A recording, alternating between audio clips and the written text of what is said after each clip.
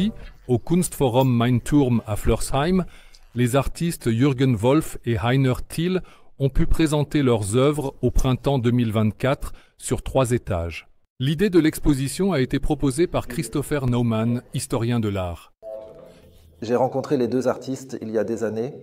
Individuellement, ils m'ont toujours accompagné jusqu'à ma conscience, aussi dans les mondes artistiques, surtout Jürgen Wolf.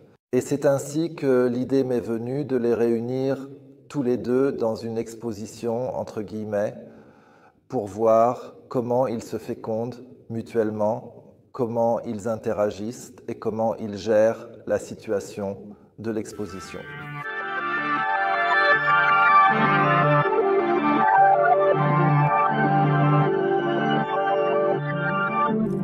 Autant soit-il révélé. Le concept a fonctionné. Aussi, ou peut-être surtout, parce que les œuvres de Jürgen Wolf sont excitantes, mais en même temps difficiles à saisir et qu'elles se complètent parfaitement avec les reliefs colorés de Heiner Thiel.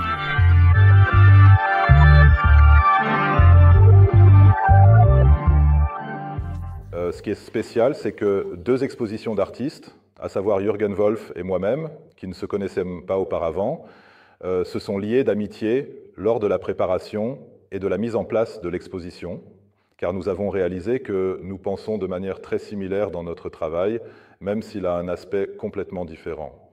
Ce qui me fascine, bien sûr, c'est aussi cette grande précision qui se trouve dans les dessins à l'encre, ainsi que dans les plis ou les coupes que l'on peut voir ici, ce qui a été fait avec une minutie vraiment fascinante, sans qu'il y ait... Le risque est de tomber dans l'excès ou la sous-estimation. C'est fréquent lorsqu'on travaille avec autant de précision. Je dois également faire attention à ne pas transformer cela en une fin en soi dans mes propres travaux. Pas le cas non plus. Au rez-de-chaussée, on trouve les premières œuvres de Jürgen Wolf. Forme dessinée à l'encre sur bois, où chaque spectateur peut découvrir quelque chose de nouveau ou différent. Et ici encore, j'ai pratiquement établi un algorithme, une procédure, pour savoir ce que je veux dessiner, à quels intervalles, et je ne dévie plus de cette procédure. Donc elle se tient debout et elle est tirée.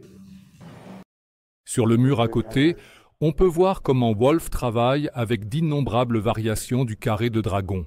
Ces dessins sont basés sur des algorithmes de division appelés Divisionsalgorithmen.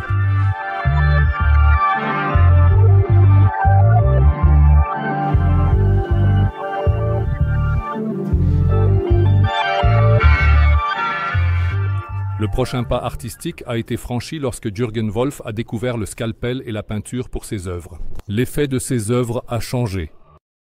J'ai débuté mon parcours artistique avec des outils basiques tels que l'encre et le rapidographe. À un moment donné, j'ai atteint un point où je me suis dit qu'il devait y avoir maintenant un changement ou quelque chose d'autre. Parfois, le hasard joue également un rôle non négligeable. En fait, j'ai fini par découper moi-même mes papiers et c'est un peu compliqué avec des ciseaux. Avec un scalpel, c'est plus pratique.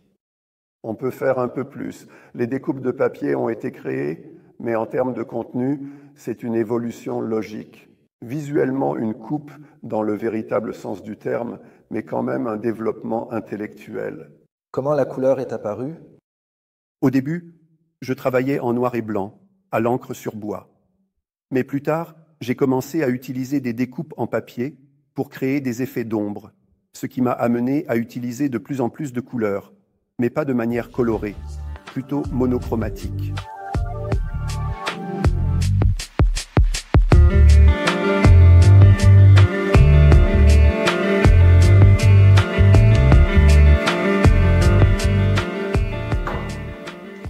Les particularités de cette forme d'art comprennent un jeu de lumière et d'ombre captivant, une utilisation créative de la géométrie et des mathématiques, ainsi que l'exploration artistique du matériau papier, qui est un élément essentiel dans l'histoire de l'art et dans l'expression artistique. Jürgen a une approche unique lorsqu'il aborde les choses.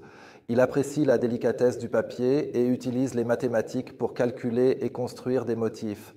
Cette combinaison crée une interaction magnifique qui rend ses travaux remarquablement simples. Sa sensibilité envers le papier et sa maîtrise des mathématiques font de lui un artiste exceptionnel et talentueux.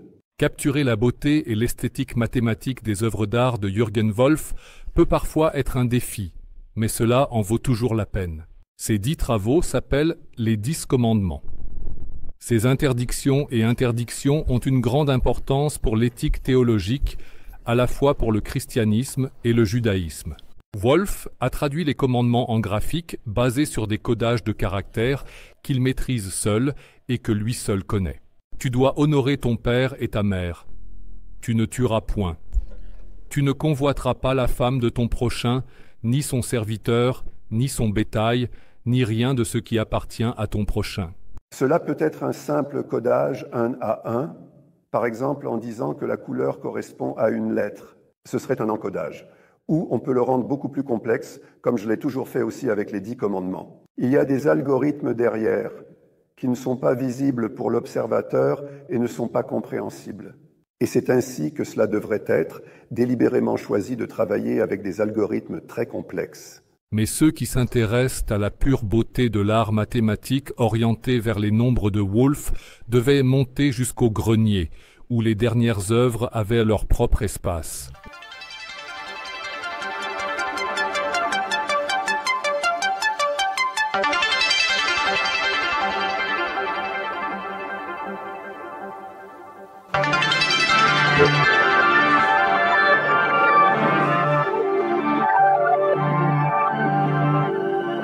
Le résultat final s'est avéré vraiment génial.